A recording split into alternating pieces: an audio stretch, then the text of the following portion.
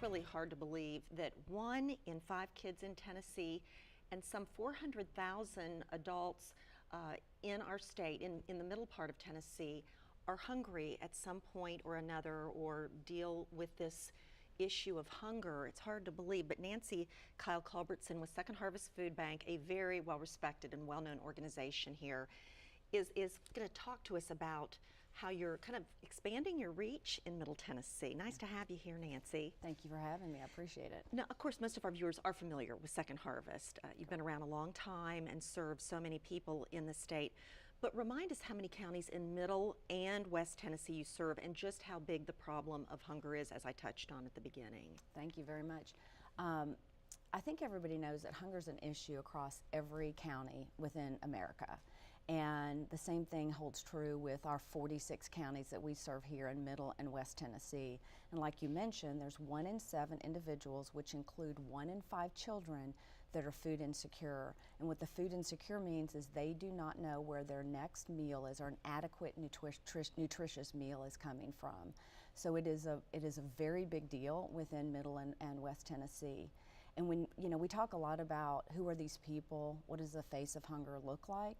And those people could be in the office next to you. They could be sitting with you at church. They can, they're your friends, but they're people that they could be challenged with a medical issue where they can't go to work, or they're trying to find a job with a livable wage. There are a number of factors that put them at risk and where they need to find resources to take care of their family, and Second Harvest and the 450 partner agencies we work with are here to help. And we couldn't do that work without our partner agencies. It really takes a village, as Definitely they say. takes a many village. Organizations, many helping hands.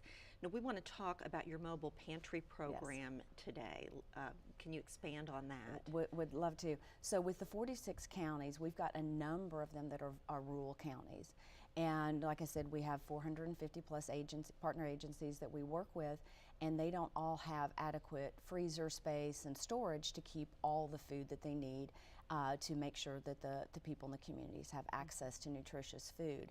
So we do mobile pantries in these counties, and think about a truckload of food, about 18,000 pounds of food goes out to the community at a partner agency like a church, soup kitchen, something like that. And they set up what I kind of think of as a farmer's market where about 250 families, could be a few more or so, they come through the line and they get about 1 to 2 weeks of groceries for their family. So we are able to take the food out, we set up, it's a couple of hours, and they get food and they get to take that home to their families. How do you identify these 250 or so odd families? How do you find them, or they find you? Well, what typically happens is our partner agencies have people that they work with in their communities and their surrounding areas. So when we're doing a mobile pantry with someone, they do flyers that they get out in the community. We also get flyers out to our other partner agencies, but they spread the word in the community. Mm-hmm. So it's not meant to be in 46 counties, it's meant to be very focused to that particular county.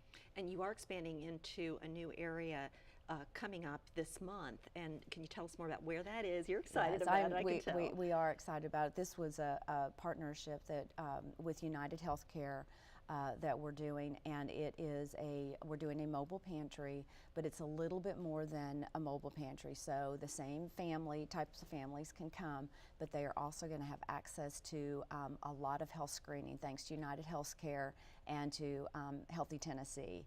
So when they get there, they'll get some information that they know they're going to get their food, and they can go through and get blood pressure screening, all sorts of allergy testing, bone and other types of testing that will be taking place that day. That is super. It's going to be a really big deal. It's really special. You also said before we started that you don't want these people to worry that they're not going to get food. Right. If they're in line waiting for some of these screenings, the food will be there yes, for everybody. It's they're designated. each going to get a card up to the amount of food that we have available, so they can take their time getting the health screening, because this is just a rare opportunity for them to be able to get the health screening along with the food to take home. Wonderful, wonderful.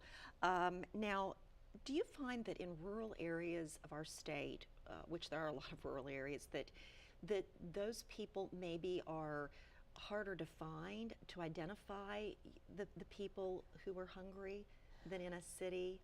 I wouldn't say harder to find, because that is the reason that we work with so many partner agencies.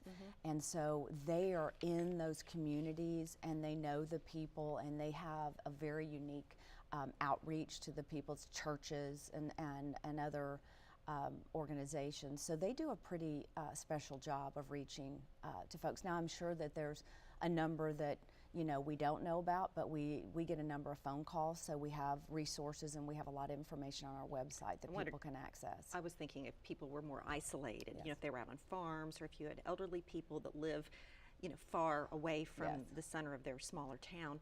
And if people want to get involved in Second Harvest, your relief efforts, how can we all help the individuals watching? There's a variety of ways you can help. So one would be to provide your time and talent. So you can volunteer in a number of ways, all across the board, from volunteering at a mobile pantry, or working at our warehouse, or supporting an event. You can also help raise food.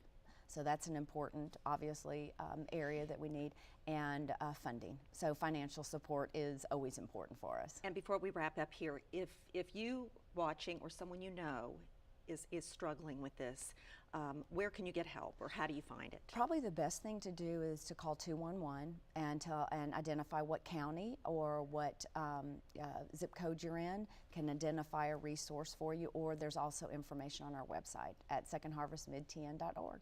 All right, well, good luck with the event so in much. Lawrence County, and congratulations on the wonderful work Second Harvest does. Thank you, appreciate it. Thanks, nice to meet you, Nancy. You as well. Yeah, and we'll be right back after this.